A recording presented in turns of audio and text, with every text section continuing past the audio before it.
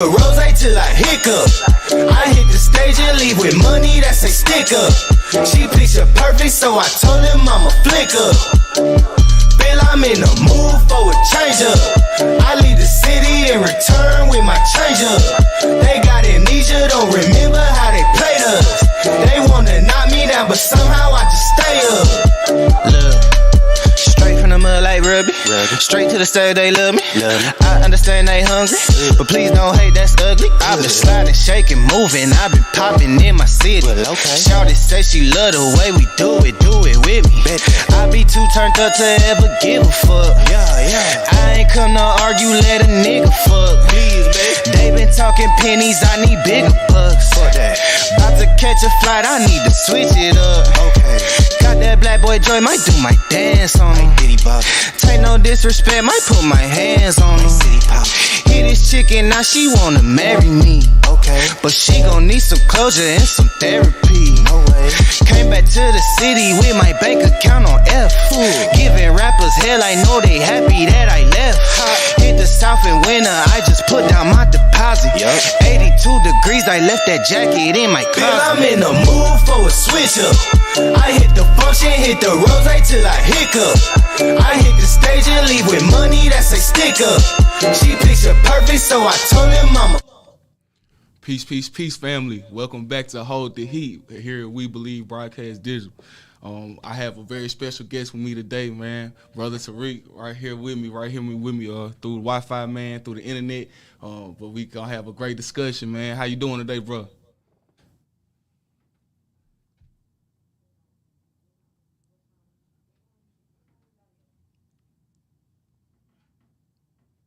Yeah. I already know, man. That's good, bro.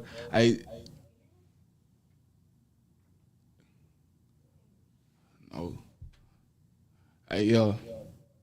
We having a little technical difficulty right now, bro. I don't know why I can't hear you, man. I can see you talking, right? Yeah, but unmute yourself for me, bro. No, that's not. That's called user error, brother. That's not a technical. It's called user error. That's what that is. You good, bro? I muted it to talk. Yeah, you good, man. You good, bro. Hey, go ahead and run it back for me, man. Tell me where you from, bro. Your business in the city, man. You know, just talk about yourself for me. Introduce the people to you. Absolutely, it's my pleasure, man. But so my name is, as you said, is Tariq. Last name Abdul-Tawwab.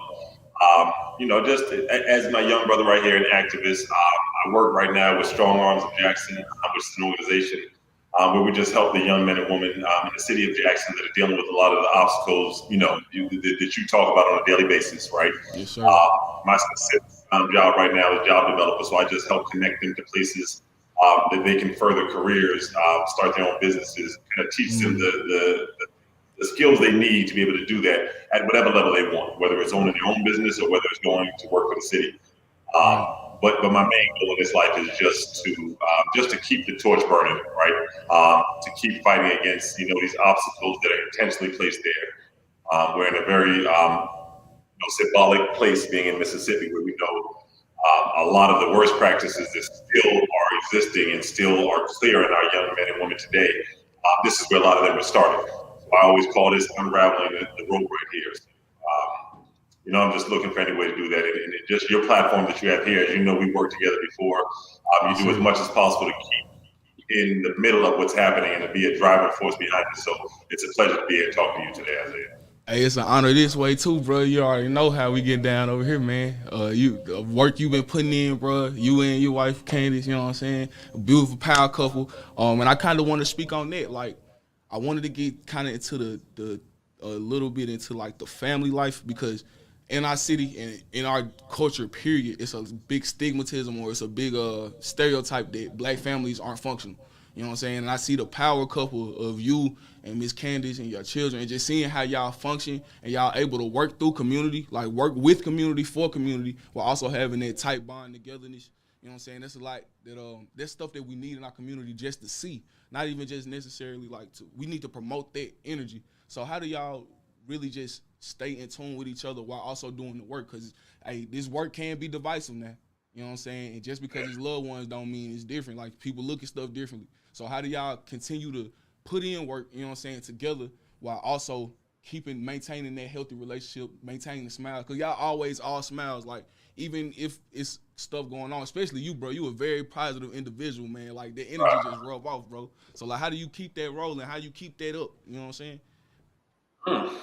Look, I had a funny answer, but you know what? Let's stay serious. I was gonna say, sometimes funny answer too, bro. I said sometimes the smoke has got to go up. You know what I mean? Yeah. And it's like that. Sometimes you have to find you just have to find whatever and you learn yourself. And I say this before anything, right? Now, speak to everybody, but especially to the young men.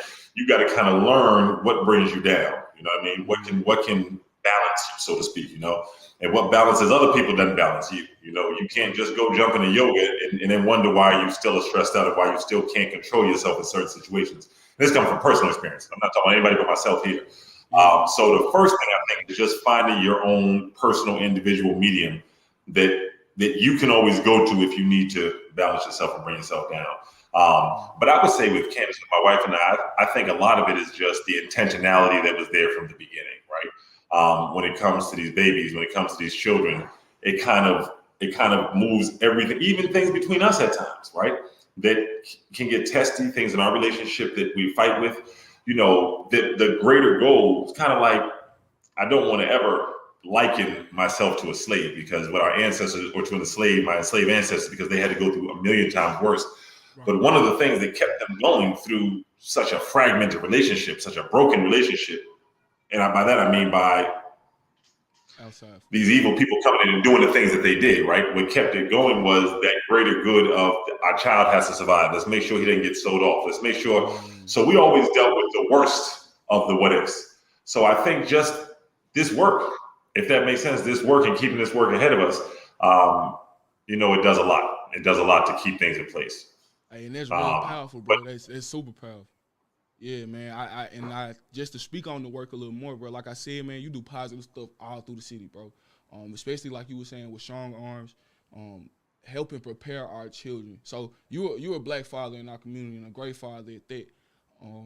Dealing with some of our youth that are, you're doing a great job at it. But having some of our youth that don't have that type of influence in their life, like a positive role model, especially a father figure. Like, I know you do work preparing children. What is it like? Well, to preface it, I have had to go through that. You know what I'm saying? My father wasn't there. You know what I'm saying? Me and my father don't have a relationship at all. So it's to know that it's somebody out here trying to do great work for youth that have been in situations like that. Like, what's the main drive behind wanting to help youth, especially young adults in the city of Jackson? Like, what was the main passion? Like, okay, I'm going to dedicate my life to helping people that are not of my blood. You know what I'm saying? That's a big challenge. You know what I'm saying? Because as human beings, bro, we're processed. Like, we're basically wired to help our own blood, make sure that we're straight. So how do you get past that? Like, how do you make sure you dedicate your life to more than just you and your blood? Like, if that makes sense. I'll say it's twofold. One are the people around me, and with Strong Arms, I had the pleasure of working with John Knight, with Tehran, and there's a lot of us. Benny, it's a lot of us in there. But those are the two that I kind of came in with. And it's watching people try, just watching someone else try, no matter what their outcome is, right? But watching them try. And then B, it's a combination. So I'll tell you where a lot of my motivation comes from. When I was young, I grew up maybe I had, let's say, 30, 35 friends, right? In my little area, right? I'm in my neighborhood. And out of all of them, I was the only one whose father was in the house, right? So, okay, that's fine, right? That's normal. So it's normalized, right? So, watching my father, I can't dismiss that. Watching my father do the same work. So he was a neighborhood father. Anyone that came up, I remember one of my best friends came in the house and my father said, Jamal, what do you want to major in? And Jamal said basketball. And right then I knew our whole trip for the day was over. It was a wrap. We weren't going anywhere. I was not letting him out of our house thinking he was going to major in basketball. And my father said, come on and sit down and get something to eat. And we were there for about 3 hours. But it's that, right, that upbringing. But so as I grew, right, at 25, 26, you start hearing people talk about, let me just talk about me as a man, right? Talk about men that wasn't shit, right? They ain't shit, man. He's a black man, he don't do shit for his kids. He don't do. But with it, I was getting a lot of praise, right? I got 6 children. So I started at 26, right? But I was getting a lot of praise, right? Man, look how you take care. If you could take care of your kids, they can. If you. And one day I stopped and I said in the middle of a conversation, I said, can y'all do me a favor? And I was talking to about 6 or 7 women at work. And I said, if you're going to give me credit for knowing how to raise my children, which I never tried, I'm just doing what my father did. That's it. I never read no books. I never sat there and contemplated. I never smoked and was like, oh, how am I going to do this? I never did none of that. I just did what he did. That's it. Right? That's the great father you see is me just doing what he did, right? And then growing and evolving as a man myself. Right? So I said, well, if you all are going to give me the credit for that, you need to take that. Then you need to give them the credit for not having a father. I said, there's got to be some evening out here, right? So if I'm this great person and I didn't do nothing to try, all I did was had a father, then you can't put that blame on them if they didn't have a father. Because if you're admitting right there that these skills you see in me that are so desirable that separate me from my brother, right? And the only skills that I picked up by having a father, then that means that I recognize that all 39 of my friends were at a severe disadvantage. And that's where I think the seed started, right? I always wanted to help, but it just became more intentional then. I said, well, we've got to do something as a community to replace. And I'm chosen, I'm picked. It's not a choice, right? When you look at how many of our brothers don't have fathers in the house, and when you are knowledgeable enough to know why. So there's a separation there, right? If you just look at it from what's there, it does not, you do no good. All you're doing is hurting us. If you look at it and why we're that way, the intentionality behind it, then you'll understand, okay, so if Isaiah is left and he looks around at all his brothers and he happens to be in the Congo and he notices that he's the only one left with arms, he got to go grab that rope and pull up the goods because he knows that was done because they were searching for ivory and they got their arms cut off. Oh, you trying to take over our land. It's a bigger. So once I realized that, then I realized that that's my calling. I've got to put back what I was lucky enough to have. And I'll say this and I'll stop for a moment. But I tell my sons, I have 3 sons, I always tell them, I rarely will use the word luck with them, but I always tell them, you can call it blessed, but you can call it lucky. But that your father sitting here is too. Because there was only room for a certain portion of us to succeed, 30, 40 years ago. When my father and my grandfather were able to slip through, right? It wasn't about how hard you worked then. The 60s and the 50s here in Mississippi, it was just about whether they wanted you in or whether you was a good nigga or whether you was a bad nigga. That's all it was about. So at that point, there wasn't no, your grandfather did more than mine. Oh, we worked harder, that's why my family's here. There's none of that. It's just luck because none of us got what we were due. So I think a combination, I know I'm all over the place, but I'm all together, right? It's a combination of just growing and realizing those things. From 16, I realized I was the only one with a father in the house, right? So each of these things kind of came as I grew until it got to the point where to do anything else as an African-American man, as a child of ancestors of enslaved people, right, is just, I mean, you can't do anything else. You've got to like you're doing. Like John, like Teron, like your mother, like all of these people, like Rukia, like the late mayor, like the current, you just have to fight because if you don't, the one thing you can guarantee yourself is that your children won't have a fair shot. So, and that's real powerful. That was a lot. Man. Yeah, that's powerful, man. Real talk, because like I said, man, seeing that imagery, I didn't have that growing up. Like, me and my dad, like I said, we don't get along, bro. He don't really claim me, I don't claim him. But to still have people like you in the neighborhood, like I still have Baba Shokwe, like you said. I still have male figures in my life now that I look up to as father figures. Like the work that y'all are doing, especially with like Strong Arms and just all these different organizations, but they come to mind because giving people an opportunity to learn from somebody that has been there before is a thing that's missing a lot, bro. Like that information, that knowledge that's like once you stop that line, there's so much information that you missed that could make you a whole different person. I mean, I think it's really important that we continue to pass this stuff down. Like, and of course, not everybody gonna want to listen. Of course, you know what I'm saying. But I know that type of work is very impactful because it was impactful for me to have somebody there. Like, I wouldn't be the man I was today. First off, without my mother, my grandmother, my aunt. You know what I'm saying? That's off the real. So that's them, but I also wouldn't be the same man if Baba Shokwe wasn't around. I wouldn't be if Tongo Ison Martin from Cali if he wasn't around. Like just these different figures, you know what I'm saying? With the work that I'm trying to do, I want to make it to a point like how do you feel? What steps do you think we need to take now in our community to take? Like, what's the first steps as far as changing not only that narrative towards Black fathers? know what I'm saying, that they're not present or whatever, but just changing the mindset totally towards the generational gap between the youth and the elders. And I know I'm kind of stuttering over my words, but no, you're making it perfect. I get it. Right. That's a good one. That's heavy. That's heavy because that right there is, if we talk about it the least, but it's the changing of the guards, right? Without it, your civilization dies, right? Your culture, everything dies with it. So, it's important. You know what? So you have two. You have the old side that says it's important to listen, right? So the older people have to listen to the young people. The young people have to listen to the older people. And, and it's just a lot of people repeating things they heard. You know what I mean? And in our community, with our men, the men have to be active with our young men. You know what I mean? It's just I'm a father. It's as simple as this. When you turn the lights, you shut the doors, and there's men and boys in the house, right? And you have good men, mind you, right? That's the key. You have the good men. We have good men.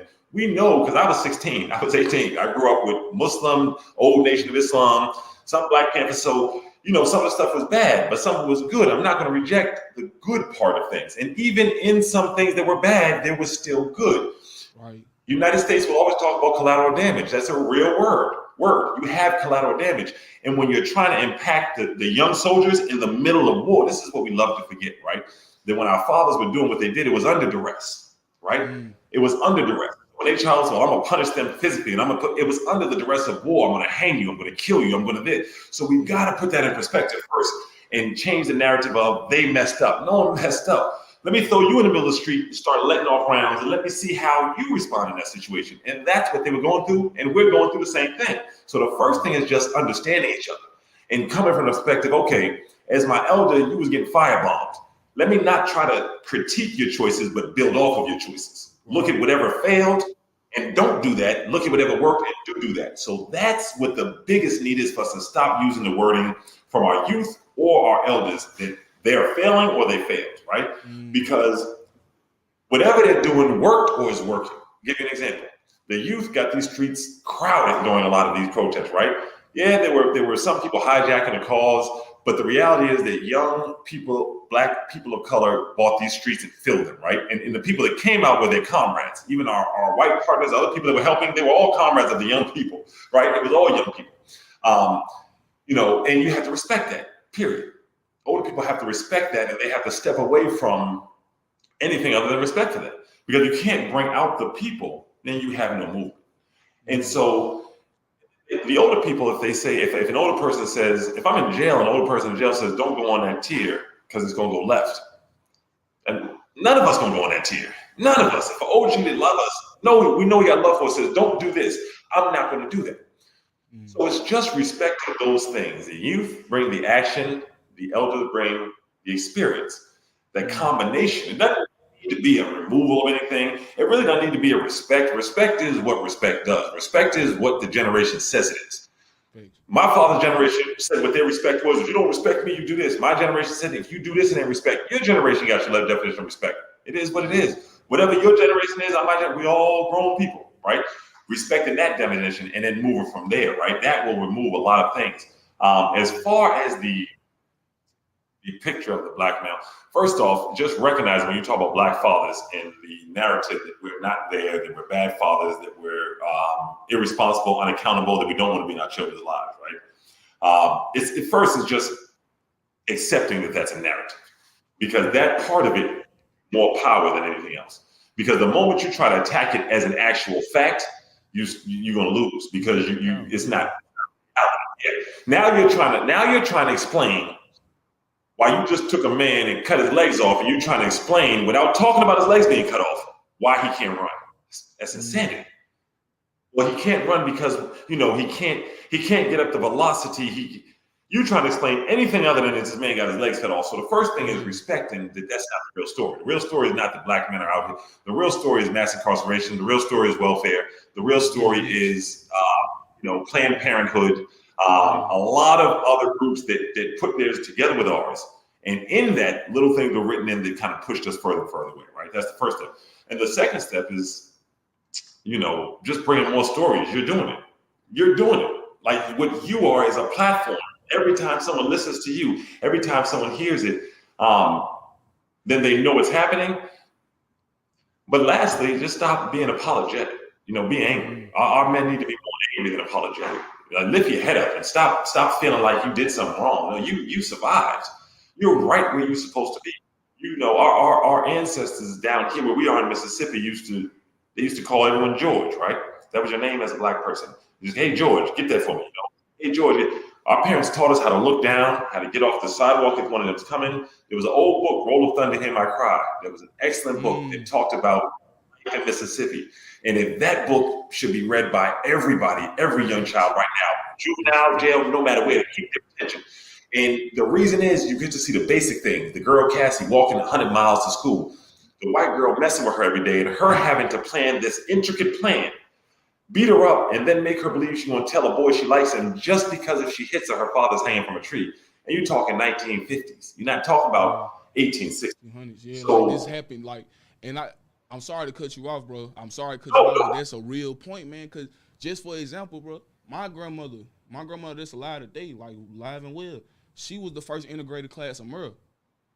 Like the first integrated class of Merle. You know what I'm saying? So it's not that far away. And this would, we don't have too much time because I did want to ask you one more question before we get out here, but I do want to say this. That pisses me off a lot, bro. I'm not going to lie. Like that shit really make me mad, man. How can you tell somebody to forget anything, bro, when the people that committed the crime are still alive?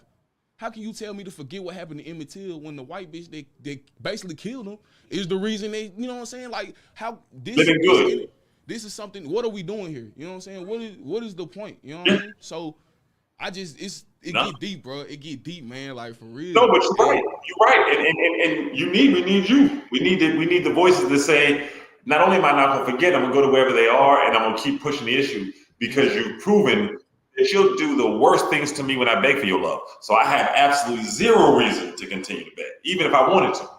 Yeah, man. Hey, that's, bro.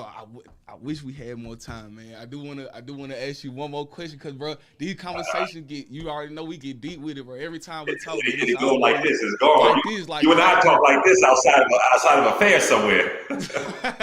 Man, the other day at the event, man. Yeah.